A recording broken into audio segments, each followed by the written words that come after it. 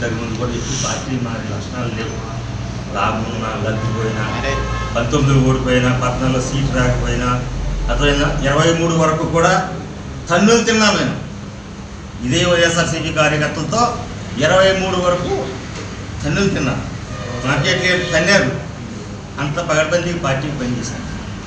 తర్వాత 23 తర్వాత జగన్మోహన్ రెడ్డి గారి తరఫున ప్రజలందరికీ న్యాయం చేద్దామని వెళ్ళాను. నాకు న్యాయం జరగలేదు. అక్కడ కొల్లేరు ప్రజలకు న్యాయం జరగలే. వెళ్ళిన సంవత్సరంలో ఇక్కడ కార్యకర్తలకు న్యాయం జరగలే. అందుకని నేను విస్మరించుకుని తర్వాత నెక్స్ట్ కార్యకర్తలు ఉంటారు కదండి. తెలుగుదేశం కార్యకర్తలు ఉన్నారు, వైఎస్ఆర్సీపీలో నాకు అభిమానులు ఉన్నారు, వైఎస్ఆర్సీపీలో అభిమానులు ఉన్నారు, తెలుగుదేశం అభిమానులు ఉన్నారు, జనసేనలో అభిమానులు ఉన్నారు. కనుక వాళ్ళందరికీ ప్రతిరోజు ఇప్పుడు ఫోన్లు వస్తున్నాయి.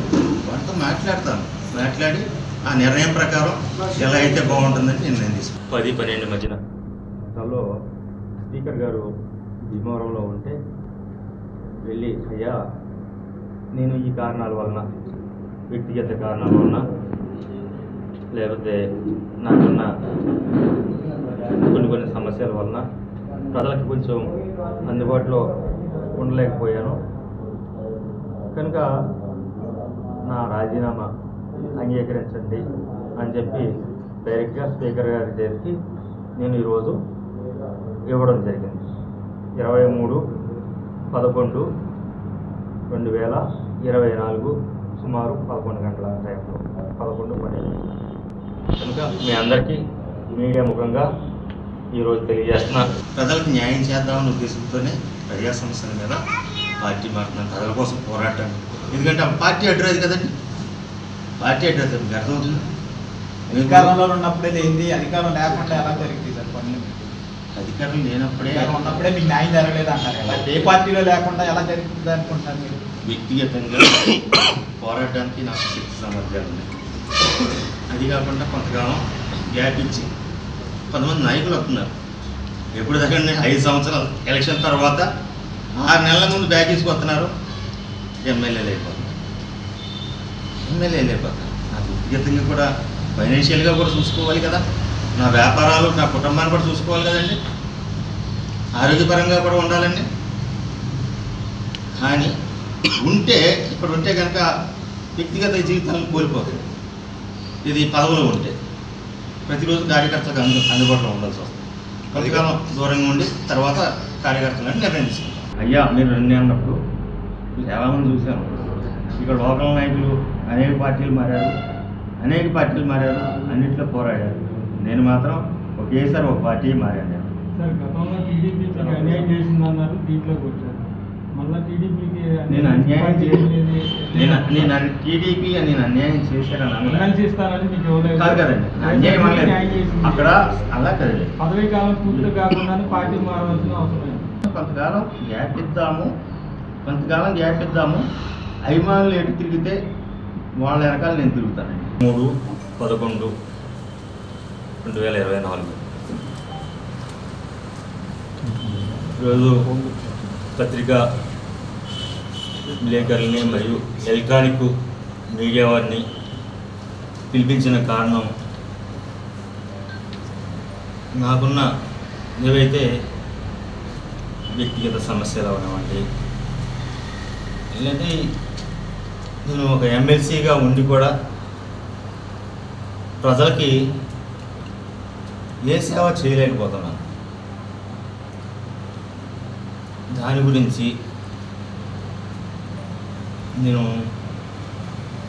ఎవరైతే ఉందో ఇంతకుముందు గౌరవనీయులు మాజీ ముఖ్యమంత్రి జగన్మోహన్ రెడ్డి గారు ఇచ్చిన ఈ శాసనమండలి సభ్యులకి రాజీనామా చేస్తున్నాను. అదేవిధంగా వైఎస్ఆర్సీపీ పార్టీకి కూడా రాజీనామా గౌరవ అధ్యక్షులు జగన్మోహన్ రెడ్డి గారు పంపిస్తున్నారు. కారణం ఏంటంటే ఆ పార్టీలో ఉండడం మూలంగా ప్రజలకు ఎటువంటి సహకారం చేయలేకపోతున్నాను. ఇంతకుముందు ఉన్నా సరే, 1 సంవత్సరం ఎమ్మెల్సీగా అధికార పార్టీలో ఉన్నా సరే, ఈ పార్టీలో ఇప్పుడున్న రాజకీయాన్ని బట్టి కనీసం పోలీస్ ఫోన్ చేయాలన్నా నాకు అధికారం లేకుండా అధికార పార్టీలో ఉన్నాం. అయినా మనుగడ సాగించుకు వచ్చాను. ఇప్పుడైనా చూసి ఈ రాజీనామా చేసి గౌరవంగా నేను ఎమ్మెల్సీ ఉన్నాడు, ఏమీ చేయలేకపోతున్నాడు అని ఆ మాట అనిపించుకునే కన్నా రాజీనామా చేసి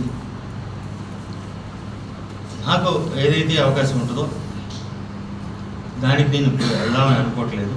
నా నాయకులు కార్యకర్తలు ఉన్నారు, నాకు వ్యక్తిగతంగా ఉన్నారు. వ్యక్తిగతంగా ఎందుకంటే 2009లో కరుడుగట్టిన తీవ్రవాదులో కనిపిస్తుంది.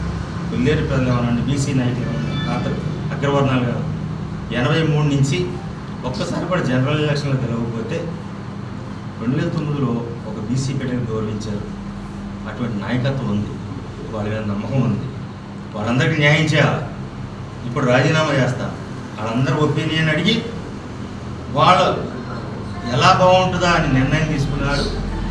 నేను ఏం చేయాలో మీ అందరికీ కూడా మీడియా ముఖంగా నేను తెలియజేస్తాను.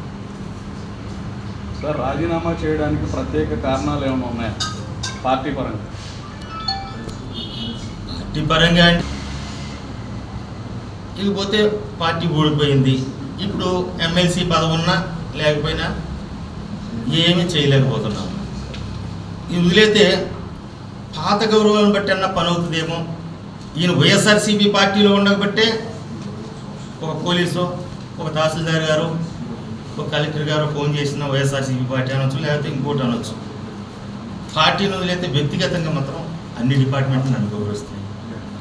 అందుకని పార్టీని ఇప్పుడు వదిలేసి అలాగా మాజీ ఎమ్మెల్యేగా, మాజీ ఎమ్మెల్సీగా ఉండి ప్రజలకు సేవ చేసుకుందామని నా అభిప్రాయం. ఎందుకంటే వాళ్ళకి ఎమ్మెల్యే గారికి మనకి ఏమవుతుందంటే 2 రకాలుగా మీరు అన్నది ఏమంటే ఎమ్మెల్యే గారు నెక్స్ట్ మళ్ళీ ఎమ్మెల్యేగా పోటీ చేయాలి.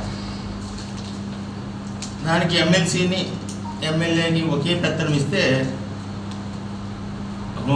ఒక వరలో 2 కత్తులు ఇవ్వడం అని చెప్పి పదవంటే ఇచ్చారు, కానీ పవర్ని తగ్గించేసారు.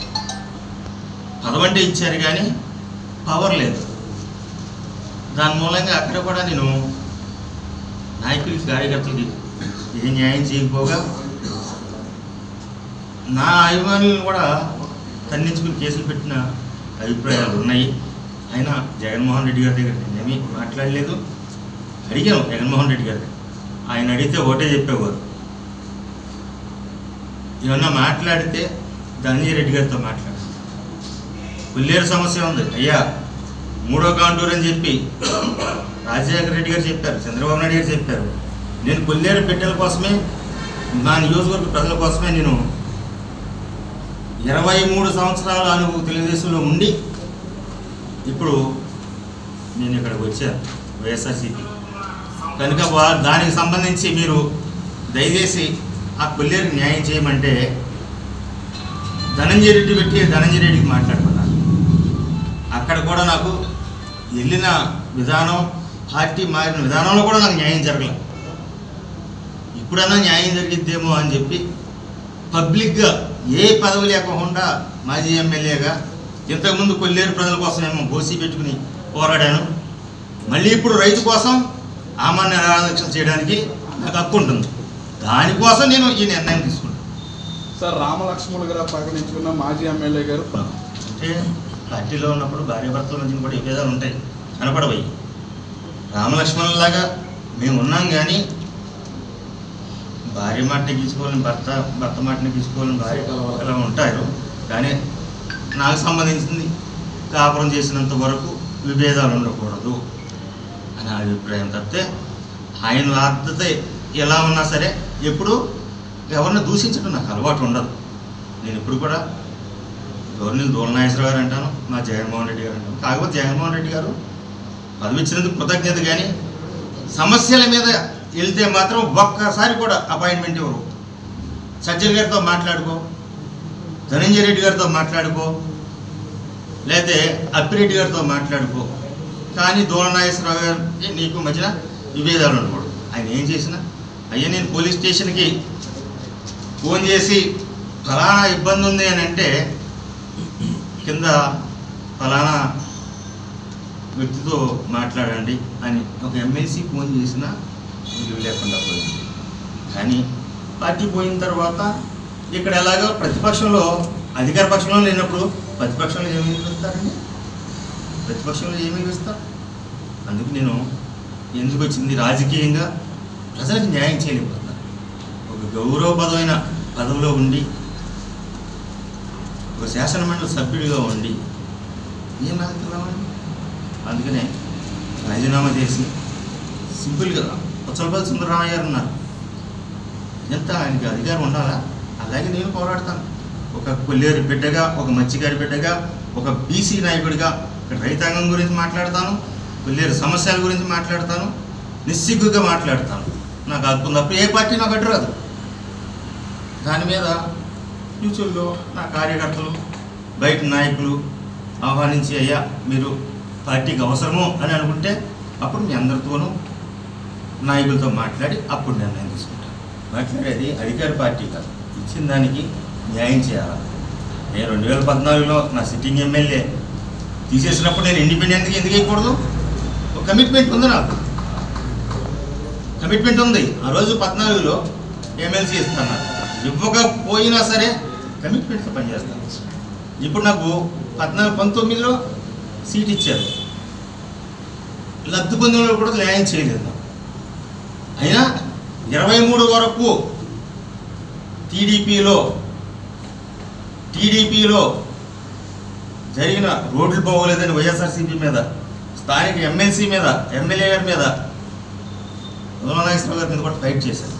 జగన్మోహన్ రెడ్డి గారు నా కష్టం చూసి సమకాలీకుడు అని చెప్పి ఆయన ఉంటే మనకి ఇంకా ఎదురుండదు అన్న ఉద్దేశం తీసుకెళ్ళినప్పుడు అదే పద్ధతి ప్రకారం కట్టుదిట్టమైన న్యాయంతో పగడ్బందీగా వైఎస్ఆర్సీపీ తరఫున పోరాడి చేశాను. కానీ ఆ గాలిలో ఎప్పుడున్న పరిస్థితి, ఈ నియోజకవర్గంలో అప్పుడున్న పరిస్థితి అయితే 95,000 పైన రావాలి మేయర్టీ.